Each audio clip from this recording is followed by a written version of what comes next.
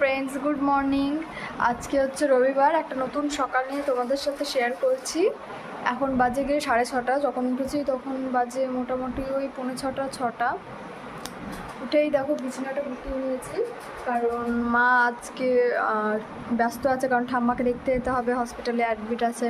তারপর ঠাম্মার জন্য কিছু রান্না তো করা যাবে না, কারণ হসপিটাল থেকেই দেবে। তো মা রুটি মানে যেটা আর কি আমাদের করে দিয়ে যাবে, আর কিছুটা নিজেও নিয়ে যাবে, কারণ যেহেতু 3তলার উপরে, তো মায়ের যেহেতু প্রেশার হাই আর একটু হেলদি, তাই মায়ের উঠতে নামতে বারবার অসুবিধা হয়। তো মা নিয়ে যাবে ঘর থেকে, দিয়ে ওইটা টিফিনে খেয়ে নেবে, আর দুপুরেরটা দেখা যাবে। ওই জন্য মা এখন তাড়াহুড়ো করছে, কারণ মা এখান থেকে মোটামুটি 7:30টায় বেরিয়ে যাবে। ওখানে তো 8:30টার আগে ঢুকতে দেবে না। তো চলো দেখা হচ্ছে পরে। মায়ের দিকে আলু ভাজা ভেজে নিয়ে গেছে, ওই যে বললাম মা রান্নাঘরে। এটা মারা নিয়ে যাবে, মানে মা বাবা আছে, ওইটা খাবে। আর রুটি মনে হয়নি, হলে দেখাচ্ছি। এদিকে আছে গিয়ে রুটি, দাঁড়াও খুলছে না, এই মরছে দেখো। গরম গরম মা করে নিয়েছে, আমাদের জন্য থাকবে, আর মা নিয়ে যাবে যে কটা। চলো পরে দেখা হচ্ছে, এখন তাড়াহুড়ো লেগে আছে অনেক। তো এখন বাজে গিয়ে 9:45। খেয়ে দিয়ে নিয়েছি, আর বুবু গেছে এখন একটু বাথরুমে পটি। খাওয়া দাওয়া হয়ে গেছে, আর বাসনও মেজে নিয়েছি, যে কটা আর কি টিফিনে হয়েছিল সে কটা বাসন মেজে নিয়েছি। আর ও আসুক, তারপরে আমরা চান টান করে, ওকে চান টান করি, ড্রয়িংয়ে যেতে হবে। চলো দেখাচ্ছে পরে।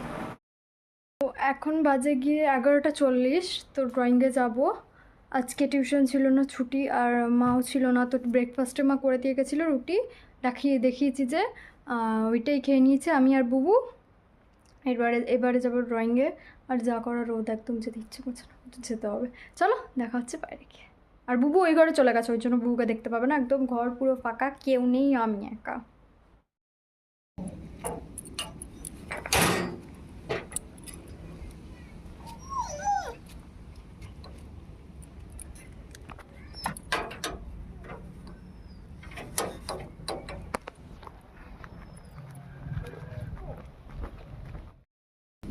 গুড ইভিনিং বন্ধুরা। তো দুদিন ধরে আমি আসতে পারিনি, একটু অসুবিধা ছিল। কাল থেকে কন্টিনিউ হবে।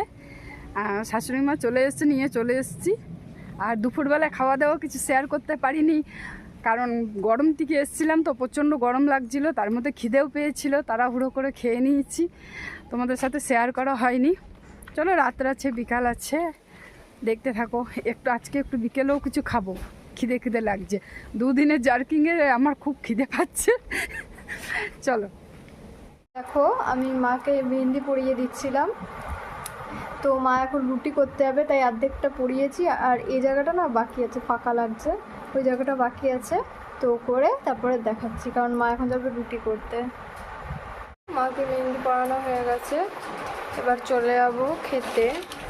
এই দেখো, দুষ্টুর খাবার নিয়ে নিয়েছি, সোয়াবিন আলু দিয়ে তরকারি আর ভাত, আর এই সাইডে নিয়েছি একটু পনির। তো চলো দুষ্টুকে খাইয়ে নিই, তারপরে আমরা খাবো, কেন মেয়েটাকে দুদিন ধরে খাওয়াইনি, আজকে একটু খাইয়ে নিয়ে নিজের হাতে, তারপরে খাবো।